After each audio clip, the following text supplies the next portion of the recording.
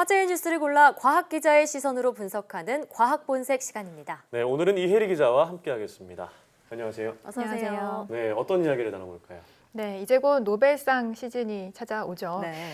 노벨 과학상을 시작으로 다음 주 월요일 생리의학상과 그리고 물리학상, 화학상까지 올해의 주인공이 곧 밝혀지게 되는데요.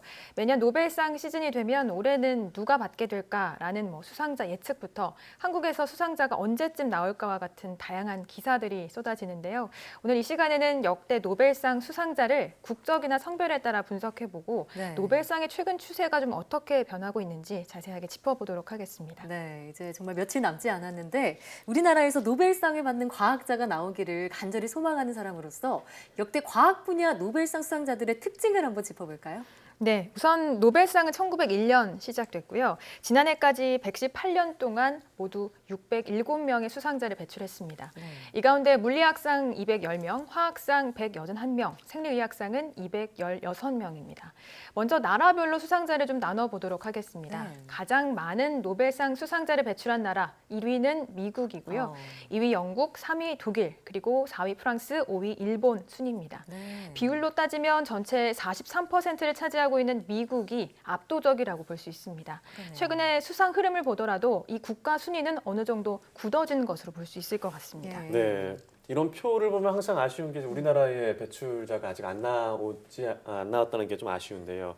자, 아무래도 전통적으로 과학 분야의 어떤 강국에서 많이 배출되는 것 같다는 생각이 들어요. 네, 맞습니다. 좀 아쉬운 부분이 있는데 예. 이번에는 성별에 따라서 좀 수상자를 나눠보도록 하겠습니다.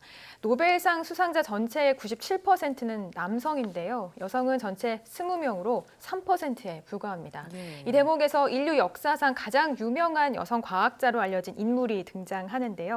바로 마리 퀴리입니다. 네. 심지어 마리 퀴리는 1903년에 노벨 물리학상을 받았고요. 1911년에는 노벨 화학상을 수상하면서 노벨상을 2차례 수상한 과학자에도 이름을 올렸습니다. 네. 마리 퀴리처럼 노벨상을 2차례 받은 사람은 모두 4명에 불과합니다. 한 번 타기도 어려운 그 노벨상을 2번이나요. 우리가 앞서 살펴본 대로 이 노벨상 수상자가 이 과학 분야에서 여성이 차지하는 비율이 물론 작기는 하지만요. 작년 같은 경우에는 과학 분야에서 2명이나 노벨상을 수상하기도 했죠. 네, 맞습니다. 네, 그런 거 보면 약진이 좀 두드러지고 있는 거 아닌가 이런 생각도 드는데요. 네, 그렇습니다. 실제로 최근에 여성 과학자의 수상이 좀 많이 나오고 있습니다. 2000년 이전까지 여성 수상자는 11명이었지만 2000년에서 2018년 사이 9명의 여성 노벨과학상 수상자가 등장했습니다. 네. 100년 동안 11명에 불과하던 수상자가 약 20년 정도 사이 9명으로 크게 늘면서 전체 여성 수상자의 45%를 이 기간에 배출하게 된 건데요. 네. 이런 추세를 바탕으로 앞으로 여성 과학자의 수상 소식은 더 자주 들려오게 될 것으로 보입니다. 네, 또 어떤 여성 수상자가 나올지 기대를 해보도록 하겠습니다. 네.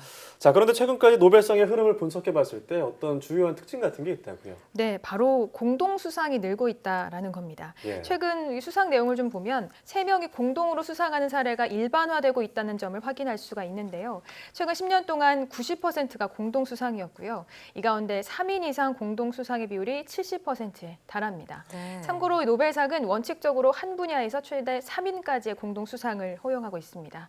또 한 가지 두드러지는 점은 바로 수상자의 고령화인데요. 예. 지난해 한국연구재단에서 발간한 보고서를 보면 전체 기간 노벨상 수상자의 평균 연령은 57살에 도달한 것으로 나타났습니다. 예. 20세기 수상자들은 평균적으로 30대의 수상 주제에 대해서 연구를 시작했고요. 40대에는 연구를 완성하고 50대에 비로소 이 연구 결과가 주목받게 된다는 겁니다. 네.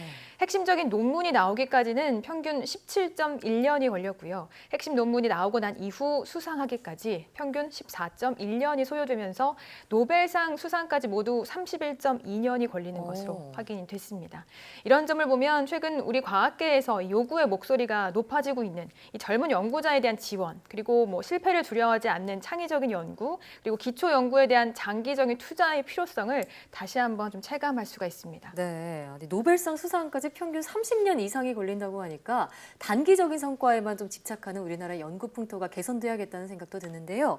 자, 이렇게 얘기를 나누다 보니까 올해 과학 분야 노벨상은 또 누가 차지할지 궁금해지는데요. 네, 매년 이 수상자에 대한 예측이 진행이 되곤 하는데요. 네. 노벨상 수상은 이전에 이런 사전 징후가 있다라는 점이 파악이 됐습니다. 예. 노벨과학상 수상자들의 연구가 매우 높은 피인용률을 보인다는 점, 즉 다른 논문에 자주 인용이 된다는 거죠. 그리고 노벨 노벨상 수상 이전에 이미 과학계 권위 있는 상, 예를 들면 울프상이나 레스커상 등을 수상했던 이력을 지녔다는 점도 큰 특징입니다. 특히나 울프상의 경우에는 특히 이 물리학과 화학 분야에서 노벨상 다음으로 권위 있는 상으로 인정받고 있는데요. 울프상을 받은 이후 노벨상을 받은 과학자가 많아서 대개 이 울프상 수상자가 노벨상의 유력한 후보자로 거론되곤 합니다. 레스커상도 마찬가지인데요. 조사를 해보면 레스커상 수상자가 평균적으로 5년 이후에 노벨상을 수상하는 것으로 알려졌습니다. 네. 또 수상자들이 이 노벨상을 받기 이전에 이미 노벨 심포지엄에 초청된다는 점도 공통적인 특징으로 나타났습니다. 노벨 심포지엄은 노벨재단의 주최로 열리는 행사인데 이를 통해서 노벨위원회가 주목하는 연구 주제가 무엇인지도 미리 좀 파악할 수 있습니다. 그렇군요. 이런 여러 조건을 바탕으로 학술정보 서비스 기업인 클래리베이트는 매년 노벨 수상자를 예측해서 그 명단을 발표하는데요. 적중률도 한 20%로 꽤 높은 편입니다. 네. 이미 올해도 명단이 발표됐고요. 아쉽게도 올해는 우리나라 과학자가 이름을 올리지는 못했습니다. 예. 네. 참고로 한국인으로는 2014년 유룡 카이스트 교수가 명단에 처음으로 이름을 올리기도 했습니다. 클래리베이트의 올해 예측 내용을 보면 빛으로 신경세포를 조절하는 광유전화 기술을 개발한 과학자 3명이 올해 좀 노벨상 수상 예측의 가능성이 높은 것으로 분석이 되고요. 2차원 나노물질 분야 연구자와 DNA 서열 분석법을 개발한 생화학자도 노벨상 수상이 유력한 것으로 나타났습니다. 예. 네, 뭐 이번에 클래리베이트의 어떤 예측이 얼마나 적중하느냐도 노벨상을 바라보는 어떤 또 하나의 관전 포인트가 되지 않을까라는 생각이 드는데, 네. 자, 참 보면은 저희가 이제 사이언스 투데이를 뭐 얼마나 할지 모르겠지만 저희가 뉴스를 전하는 동안 이제 한국인 수상자가 배출될 수 있을지 참 궁금한데 어떻게 보시나요? 네, 우선 두 분이 좀 오랫동안 진행을 하셔야 할 것 예. 같고요. 네.